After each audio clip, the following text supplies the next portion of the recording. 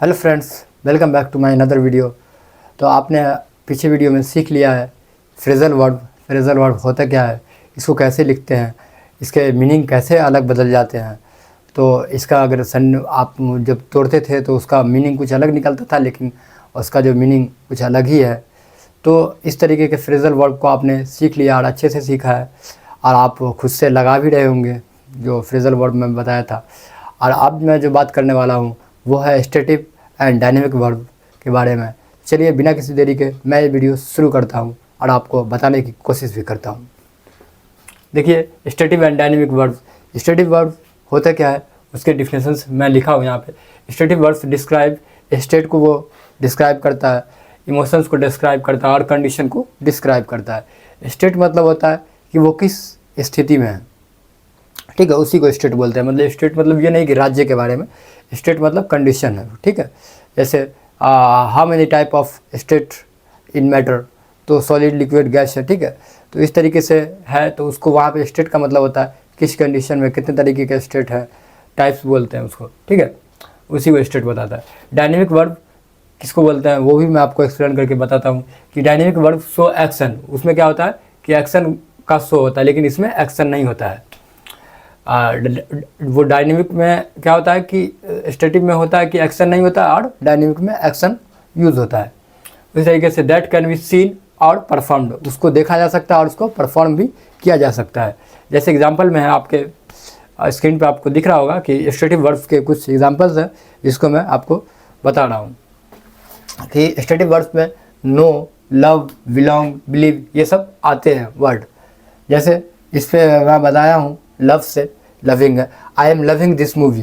तो ये जो हमारा वो इनकरेक्ट में है, क्योंकि I am loving this movie नहीं होगा, ये हमारा इनकरेक्ट हो जाएगा। तो लव से बना है कि I love this movie. Instead it can be written or says as follows, मतलब कि ये इस तरीके से लिखा जा सकता है या फिर कहा जा सकता है, जो मैं नीचे बताया हूँ।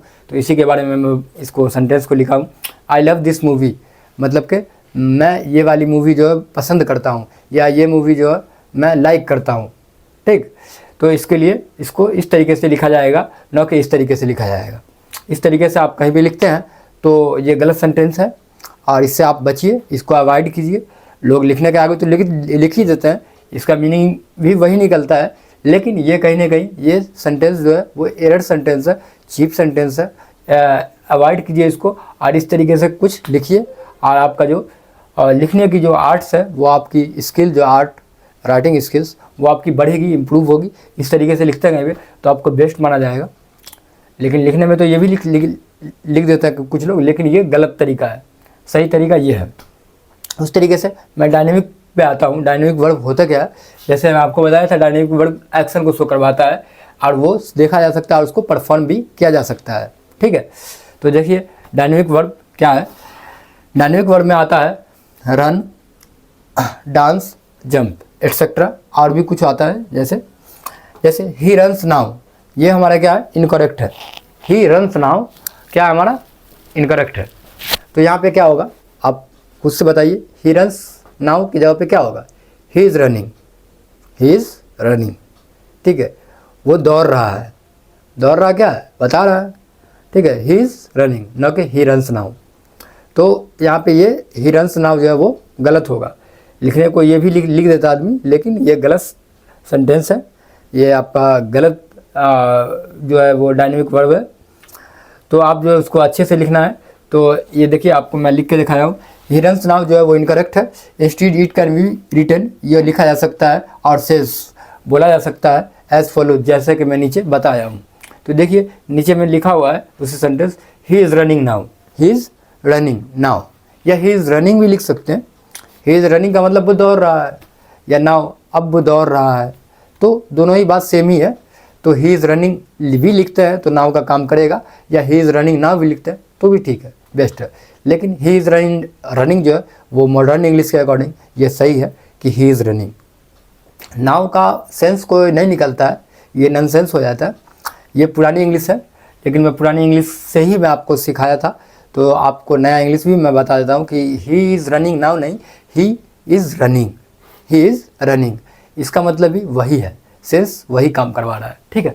तो ही इज़ रनिंग नाउ, ये हमारा करेक्ट होगा, न कि ही रन्स नाउ, ठीक है।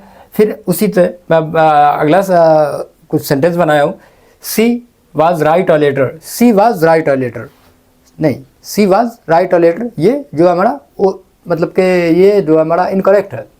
सी वाज राइट और लेटर, वो लिख रही थी, मतलब कि वो खत लिख रही थी, तो ये तो है सेंटेंस से तो ये निकल रहा है, लेकिन he was writing a letter, he was writing a letter, ठीक है। तो ये मेरा करेक्ट वो सेंटेंस है। तो she was writing a letter, न कि she was write a letter. She was write a letter अगर लिखते हैं तो ये गलत हो जाएगा, she was writing a letter. तो आप इस सब चीज़ का भी ख्याल रखिए, और आपको स्टैटिक एंड डायनेमिक वर्ब जो है वो आपको समझ में आ गया होगा। अब मैं अच्छे से बताया हूँ आपको, और अच्छे से समझाने की कोशिश भी किया हूँ। तो आपका जो ये कन्फ्यूज़न रहा होगा स्टैटिक एंड डायनेमिक वर्ब में कि क्या होता है, क्या क्या डिफरेंसेस है, तो आप डिफरेंसेस को भी देख लिए, और किस तरीके से लिखने का या फिर बोलने का जो स्किल्स होता है इम्प्रूव, वो भी मैं आपको करवा दिया हूँ इस वीडियो में। तो चलिए इससे कुछ आप अपने मतलब कि खुद से एक एग्जाम्पल लगाइए, और खुद से जो है इसको सॉल्व कीजिए। आप डायनेमिक के भी लगाइए कुछ वर्ड्स, कुछ आप सेंटेंस जो डायनेमिक वर्ब के भी लगाइए, और कुछ स्टैटिक वर्ब्स के भी लगाइए। तो आपको देखिए स्टैटिक वर्ब्स में क्या होता है, इसमें एक्शन नहीं होता है, और डायनेमिक वर्ब में एक्शन होता है। बस यही फ़र्क है कि जैसे देखिए आपको मैं यहाँ पे लिख के भी दिखाया हूँ। स्टैटिक वर्ब्स में क्या हो सकता है, नो है, लव है, बिलोंग है, बिलीव है, ये सब जिसको हम देखते नहीं है, सीन नहीं करते हैं, परफॉर्म नहीं करते हैं, तो ये सब हमारा क्या है, स्टैटिक वर्ब्स है। और जिसको हम परफॉर्म करते हैं या सीन करते हैं तो वो हमारा डायनेमिक वर्ब। बस यही सारे डिफरेंसेस हैं, और आपको ये क्लियर हो गया होगा। तो चलिए मैं आपको ये जो कन्फ्यूज़न है वो सारे दूर कर दिया हूँ, और फिर मैं आपसे मिलता हूँ नेक्स्ट वीडियो में। तब तक के लिए take care, bye bye and see you again. Have you nice day, thank you.